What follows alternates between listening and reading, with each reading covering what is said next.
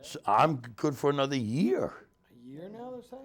They gave me the okay. I just got the email. I'm good for another year. No, everything is subject to closure. Yeah. But I got dates through November 7th.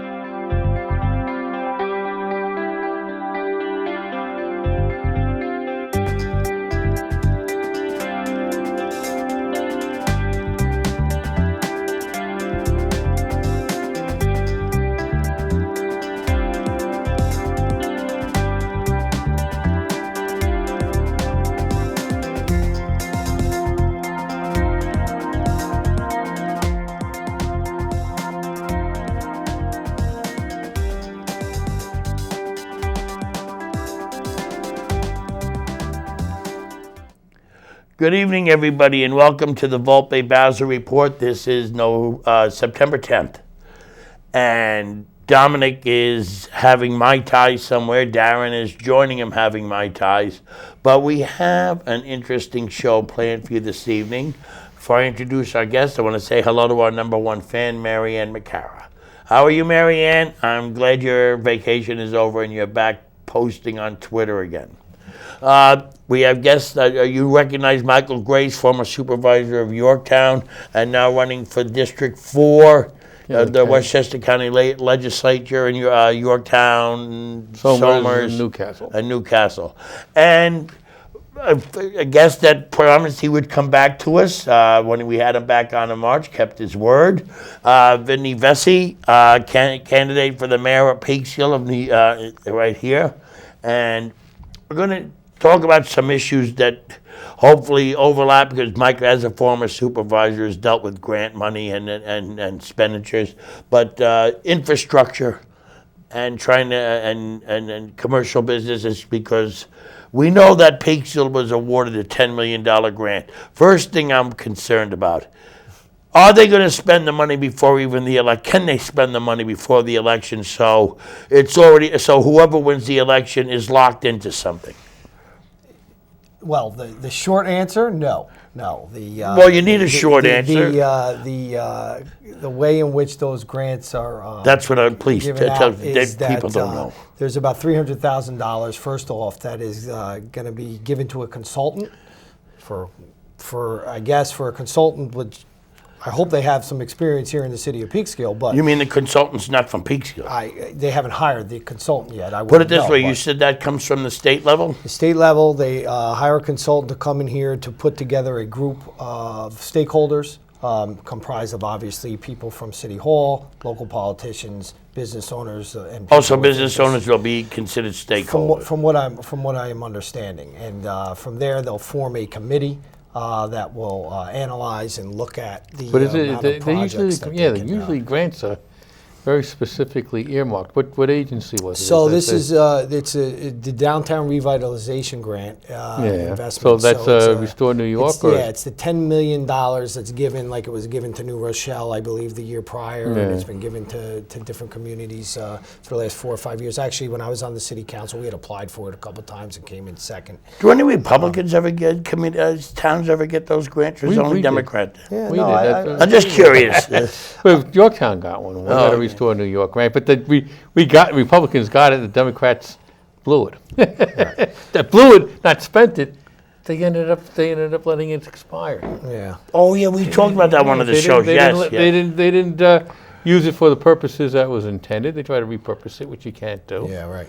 Well, what they have here is they made an application to the state, and it was a competition, basically. Right, which is what they do. We were very fortunate. We have the bid here in the city of Peekskill, who helped out tremendously in putting together a video that kind of put, from what I've heard, put this over the top, as well as the great work of our planning department, Gene Friedman.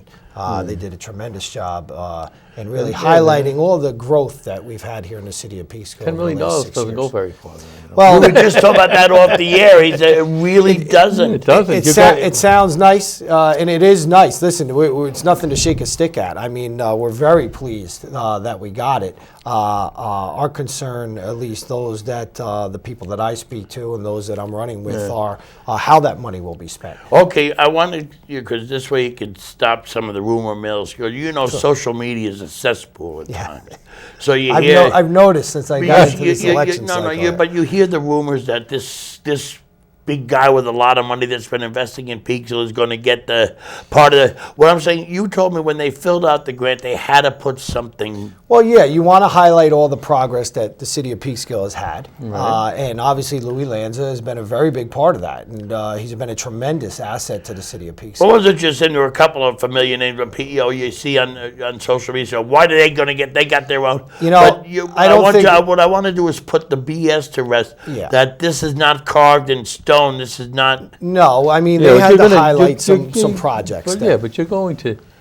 What I say kiddingly, but it's not kiddingly. The $10 million doesn't go far. No. So if you're not parlaying that with some private investment, Right. you're not going to get much out of it. Exactly, and that is really. So you really what need to- you we're need to kinda engage looking at. the private sector. What my opinion on this whole This $10 is why million you're here. What is your opinion? Is the fact that I really think we need to develop infrastructure that's going to support private money and private development for the future. So, for instance, Louis Lanza wants to do a hotel on the old Genunks, Hollands, whatever you want to go. Genunks, Workman's comp. Workman's Like comp. when you moved into Peekskill. Right. So that's great. And Louis Lanza's got a lot of money to do that, and he's been, like I said, a tremendous asset to Oh the God, city. yes, he has. But is the water infrastructure and sewer infrastructure in place around that building that can handle the type of a hotel that is going to introduce that much more wastewater into the wastewater system, as an example? No, know you what I should. mean? Yeah, I mean, but you're you- good. Your guy speaks to that. But we have an aging infrastructure here. So my You just concern said they did something that doesn't make any sense at all. I was at the meeting last night, and not that it doesn't make sense why they wouldn't wait to do this until they see what they get approved under the grant. They just floated a $3 million bond for infrastructure, water infrastructure, sewer infrastructure. So while we need that, yes, well, we may not have needed to bond $3 million because we just got $10 million that maybe some of that money could have been used for. So But you would think it, if it being that it's for downtown revitalization, that would be part of. the concern is this: it's not a tremendous amount of money when you start to get into these capital projects, right? You want to build a parking deck or parking garage for, 1,000 spaces. It's going to cost you $4 million. Okay. Wow. So it's these types of things that my concern is that our executive leadership doesn't have the knowledge of or the experience to designate this money and look at these projects from a perspective of how it will support I mean, you Peekskill. must say, in order to have gotten won the competition, there had to be at least a vision put forward. right? Exactly. So that's where the rumor mill started, That's where what I mean. the projects that they put in place obviously were projects that were tied to some existing projects that we knew were big, Right. were going to forward thinking, and that caught the eye of the state, and as they should. But in reality, the state actually then approves the rest of that money to be spent. So Yeah, is any that- project you put forward has to be approved by the state. Yeah, anyhow. is that reimbursable or direct pay? I mean, it's Direct pay. Oh wow! All right. Yeah. So- See, Yeah, the- so we don't see have what- to front Yeah, the you don't money. have to front See, what I look at is that they built a hotel where Genunks was, but where are they going to park the cars? Exactly. And so I say to myself, why don't they add another Well, they'll level? they can't, and that's why they'll need taxis. This is true. I like that. Don't thinking. hurt your own I like business that model thinking. here. But I'm saying, but you still have that whole parking lot by the Paramount and the back end of the Seatown. Right. Why can't they put another level there? Why didn't anybody ever think of putting another level there? It was talked about when I was in office, and there's an opportunity there, and I think more importantly, an opportunity That down can't by- cost $4 million because Down- you already have the property. You don't have to buy the property. It's already zoned for parking. down at the riverfront is a prime example. The amount of traffic that we have at that riverfront now, and it's a good problem to have, right? But even if you deck something across the street from the bakery, Right. or next to the Peekskill Brewery, to put a deck there. Listen, not only would that be sufficient for the amount of traffic that we have down there, but it's a revenue generator for us. Everybody from the town of Yorktown, Putnam Valley, Cortland, they drive right past us. They go into Cortland or Croton, and they pay to park on an annual basis. When we could be capturing some of that revenue. So that's just like one idea, right? But there's the ideas that I have heard are more cosmetic. The gazebo, put a new gazebo downtown, fix up the marquee on the Paramount. All great ideas. Maybe not a tremendous amount of money, but the reality is, if you have this money that you're going to get under a grant, you could probably do those projects separately without spending the $10 million that you need. No offense, but for what infrastructure. no offense, but you should hire Puglisi for that one, because apparently whoever comes into York, Cortland, they have to put into the town before they can put the, she gets them to do the sidewalks, traffic lights. She gets them to do all that. I mean, Well, you got I mean- somebody wanted to come into Peaceville, they got to put up the thing for the Paramount. Right. You know, you gotta get- I mean, look, we I mean, you know, yeah, we used to call it, we used a euphemism for that. We used to call it a community capital contribution. Right. Right. So but they only have certain amount of leverage to get that. If you're doing an as-of-right development, it's much more difficult. If you're doing rezonings. Right, if you have a variance that's needed or something like that, that you can leverage, then that helps. But I mean, you always look for. I mean, we built the Granite Knolls ball field on the backs of the gas pipeline, which everybody fought. Right. You know, and you were right on it though. You weren't going to stop it. We were not. Get something no, for right. it. Right. And it drives me. It drives me nuts. I have the president, supervisor, and their cronies. And actually, one person that's running for town board there, I think she was one of the pipeline protesters. Mm-hmm.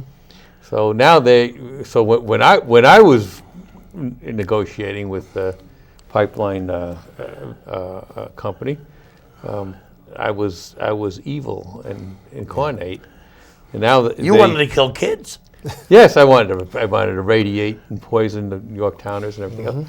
So now that I'm out of office, but they continued the deal with the pipeline, taking their dirty money, I suppose, in terms of Contribution. Yeah. all of a sudden it's okay. Right. But you have to. I mean, you have to be creative in order to get public infrastructure, and the private sector is very willing to do it. But you have to be able to also. They need something. They need a worthwhile return on their investment. Well, and you also have to have people in office like yourself that know how to make those deals, right? Yeah, well, you have and to- have the right, to right. have the experience, that have been in business for 25, 30, 40 years, that have this experience dealing with I mean, developers. somebody like you. Well, I don't want to. I'm glad you said it. Okay. Well, you have to. Listen, I mean, the thing. The most important thing is,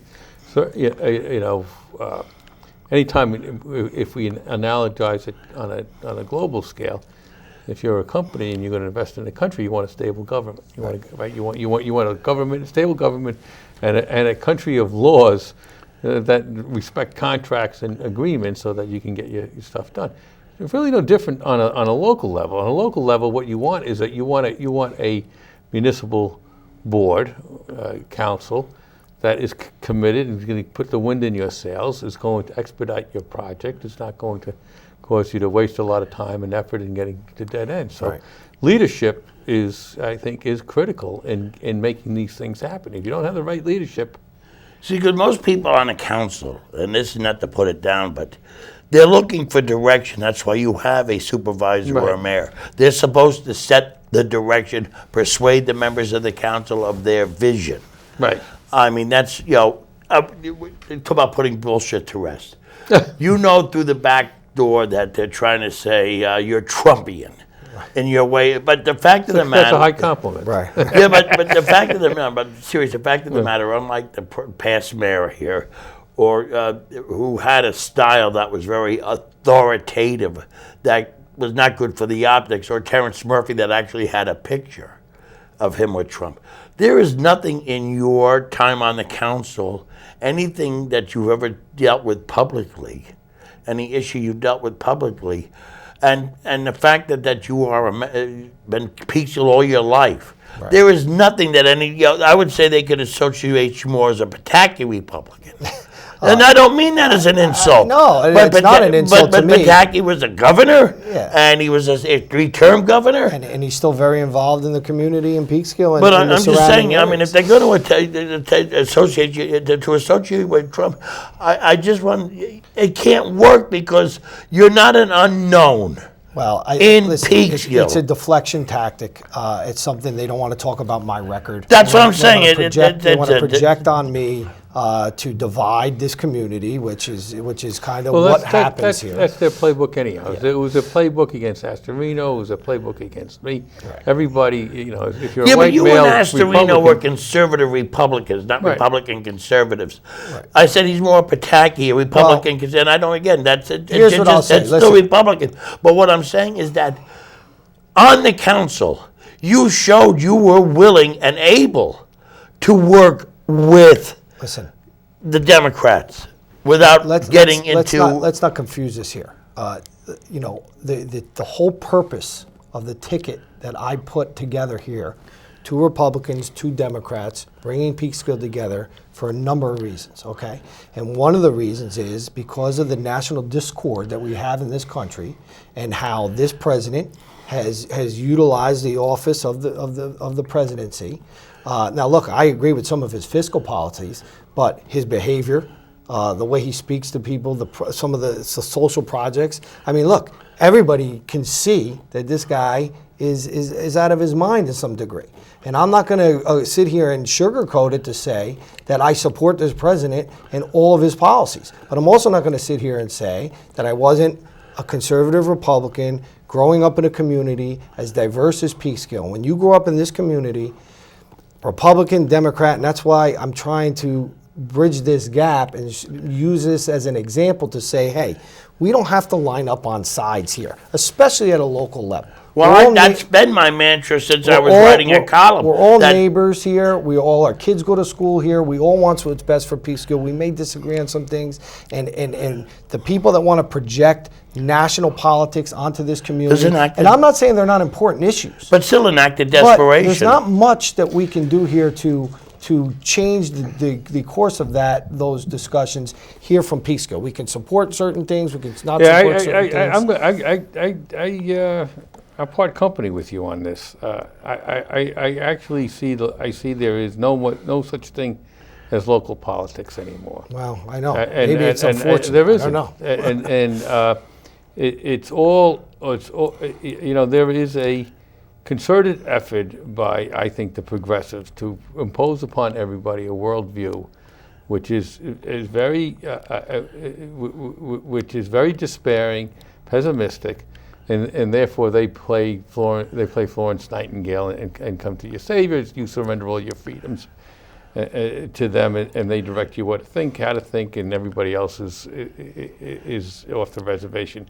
But that goes for a long time, Bob, Mike. That's pre-Trump. But the Democrat, and I'm going to say the Democrats always see the glass half empty.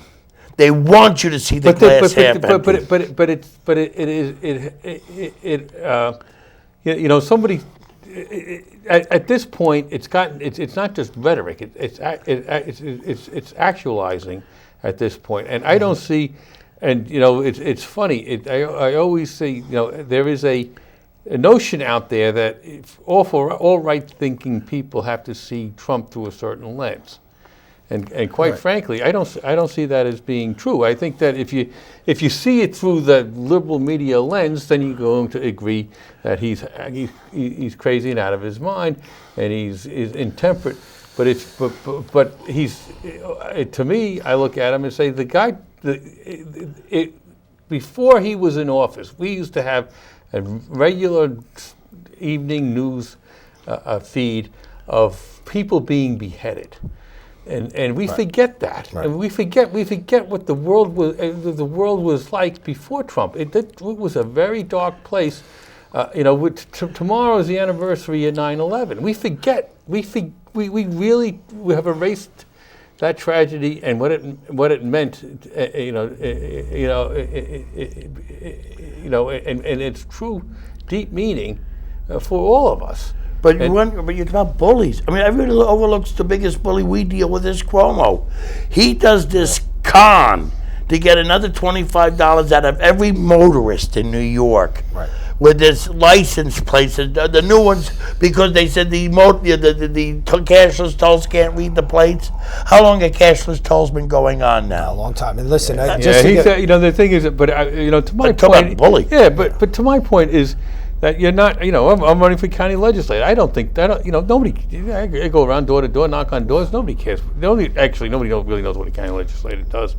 But That's true. But so they may be disengaged in those races. All they ask you, what are you? Are you a Democrat or Republican? That's all they care about. Yeah, but what happens is, and especially growing up in this community, to be labeled as one or the other. And listen, I would love if you could just run the office on your resume, okay? Because there's nobody cares about your qualifications. They want to know if you're a Democrat or Republican, and then if you're a Republican here in the city of Peekskill, well, then you must be just like Donald Trump.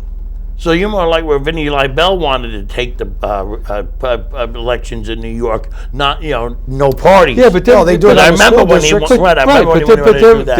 There's a worldview that permeates even at the local level, Right. And you know it's true. It's there's the social issues which may be all of which are pretty much passé at this point. Homosexual marriage, abortion may be new on the table again because of the late term. It's not abortion. It's late term abortion. It's infanticide. Right. And the thing is that they used to be say there's no Democratic way or Republican way to pick up garbage, and I'll tell you, you know what? There is a distinction between Republican way and a Democratic way of doing it. Republican way is to be effective, efficient, being very streamlined about it and getting it done for less dollars and finding ways to doing it for less dollars. The Democratic way is, how many people end up, it doesn't make any difference how overloaded or top heavy your union is or your contractor is or anything else, because it's patronage in another form. So there are distinctions. That's right, but that's there are I have to distinctions, ask but you, because you're going to have to negotiate with the police, and even though it's a city manager city as opposed to we approve all that's the what I collective mean. bargaining agreements. And by the way, we're involved in those collective bargaining agreements. And to tell you the truth, all the contracts that I approved back in 2016 and 17 are now expired, and they haven't been able to renegotiate them in good faith. Well, people should know that. Of course, they should know that. But listen, we're too worried about Right. running around in this city, doing press conferences, throwing parties, making sure that the charade that goes on here on a daily basis. They hired a PR firm to cover all the non-important issues. That's my case. There's a Democratic way of governing, and there's a Republican way. Who's paying for that PR firm? But who's paying? the city taxpayers pay for That's it. what And by I the mean, way, it's not coming which played no role in this whole DRI grant. Okay, so we had to go outside and have our business community go out and produce this video when we have a PR firm that our taxpayers are paying for. But that's not my issue. My issue is this: the whole reason, getting back to my conversation about that, and everything that will be projected on me is this: is if you're a Republican in this world, you're Donald Trump. And that's not necessarily the fact. I don't think that you agree with every single policy that Donald Trump has. You have to keep an open mind. You have to articulate. Right. The problem always is articulating what a Republican is. Right. So Donald Trump is. I mean, the guy's under constant attack.